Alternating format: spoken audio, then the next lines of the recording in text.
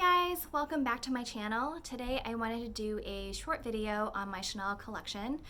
It's going to be a short video because I don't have that many Chanel pieces, but I thought it would just be fun to kind of bring them all out and go through them one by one really quickly. The ones that I've done more in-depth reviews on, I will link to those videos as well, and I probably won't go into too much depth in this particular video on those particular bags. So without further ado, let's get started. This is the classic flap with in caviar black with gold hardware. This was my first ever Chanel bag, and I love this so much. This is really special to me, and it has a lot of sentimental value because I purchased this 6 years ago for a special birthday, and I had been saving years and years for this bag.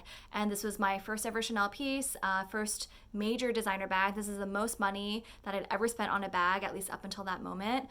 And yeah, it really means a lot to me to be able to have made that purchase for myself.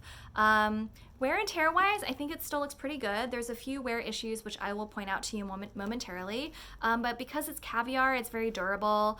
I think structure wise, it still looks really good. And oh, I wanted to talk really quickly about pricing.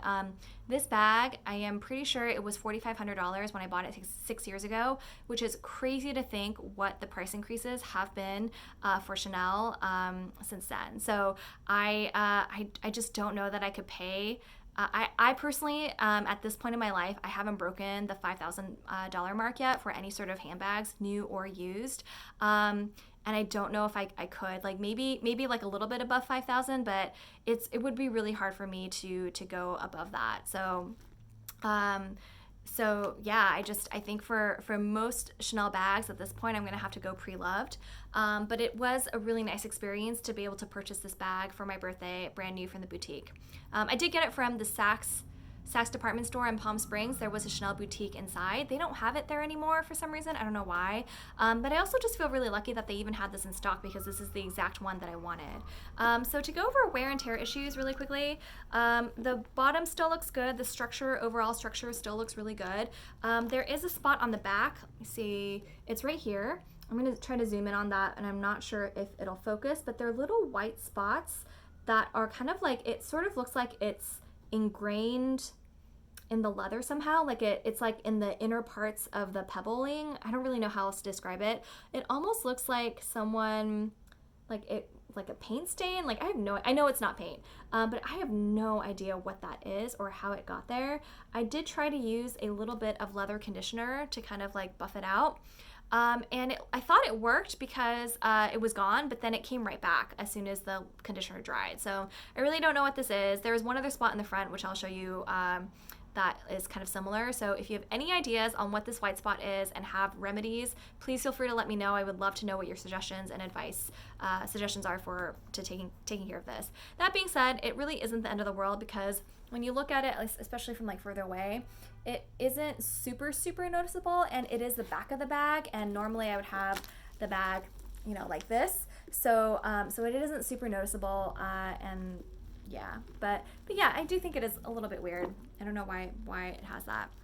And the other spot is, luckily the front of the bag still looks really good. There are hairline scratches on the turn lock, but that's really inevitable, and that's very normal wear and tear. I don't even know if those will show up on the screen, but yeah, that is very normal wear and tear for this. And then when you open the bag, where is it? I think, oh, it's on this side.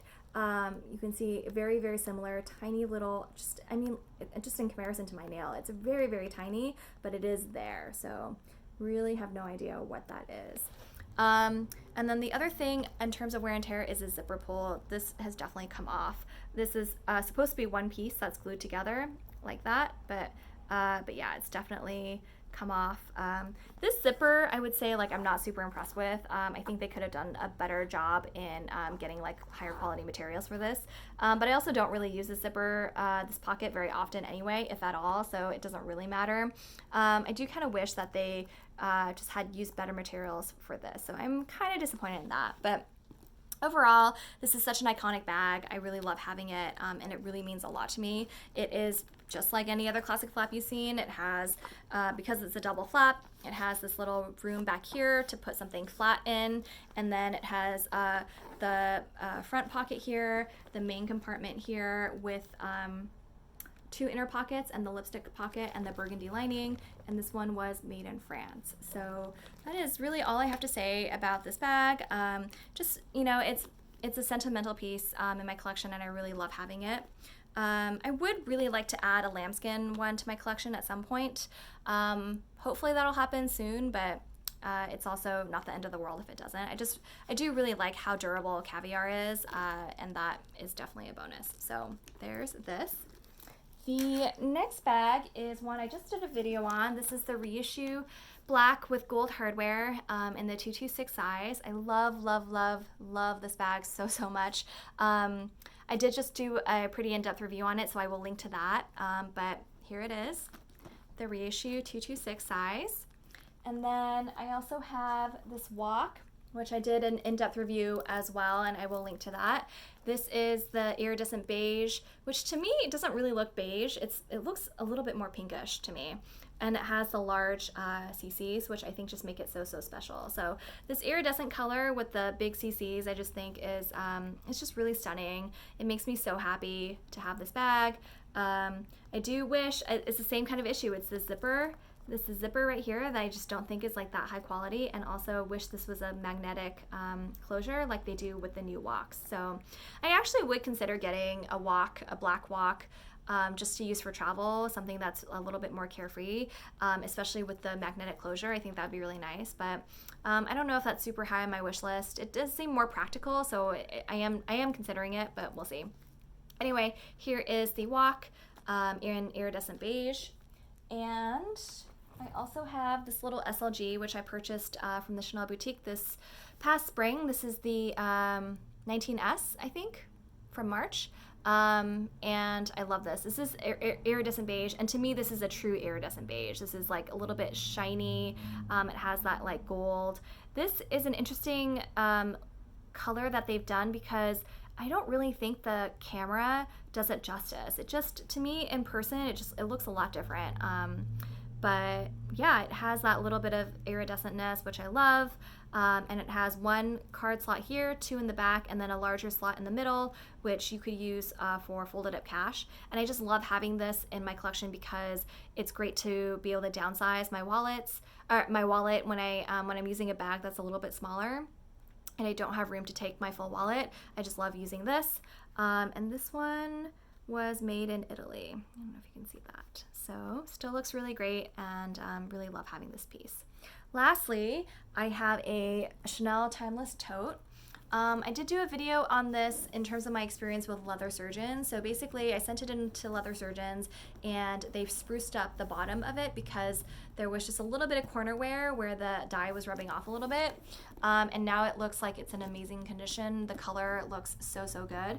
And they cleaned the hardware, and just, it still smells a little bit like that conditioner they used, and I think it smells really good. So I love this bag, although I do have to say I'm not reaching for this as much as my other bags, especially with the reissue.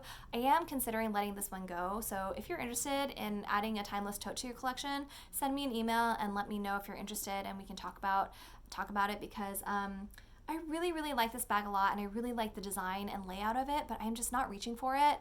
And I do have other Chanel bags that I have my eye on, so I would definitely consider letting this one go to fund another Chanel bag. So let me just go over it really quickly. What I really like about this bag is how spacious it is for the size. It is not a big bag. It is, I would say it's more of like a medium-ish size. It's not anywhere as big as like a Neverfull or a big tote bag, but it can really fit a lot, and I think that's because of the way it's been laid out. And so there are 3 main sections. There's a compartment here and compartment here, and then a zippered compartment here, which has this really cute, oh, this is my favorite part about the bag, this really cute little ball like Chanel charm. And I don't know if that'll focus, but it does have CCs on there. And I just love this little detail.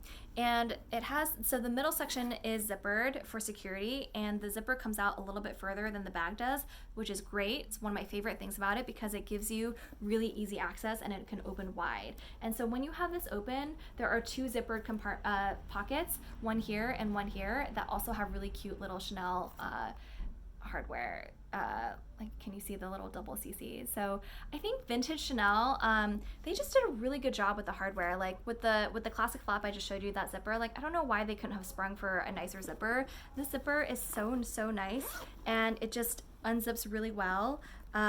So what I really like about this bag, I think it'd be really great for travel, because you could keep like passports, cash, like anything really secure in here, because there's a zipper and then there's another zipper over here. So it just gives you that little bit of extra security. But at the same time, the items that you need for really easy access, you can just slip into either one of the compartments here, and you can just like, you can see them really quickly. They're like right there. So I like that it has the best of both worlds in terms of a tote. It's very comfortable to carry. It has these padded, the shoulder section is made out of leather and not this part, so it is very comfortable to carry, and it has a very generous drop, so that it's, when you're holding it, it actually comes down like a little bit more, not quite to your waist, but it's not as high up, and so I really like that as well. That being said, I don't know why I'm not reaching for this as much as I should. So I think just for that very reason, I feel like if you're not using a bag, then you should consider letting it go to a home where it will be more appreciated and more loved. So this is the vintage Chanel Timeless Tote. I think that is all I have for this video. So thank you so much for watching. I hope you have a wonderful weekend, and I will see you guys next time. Bye.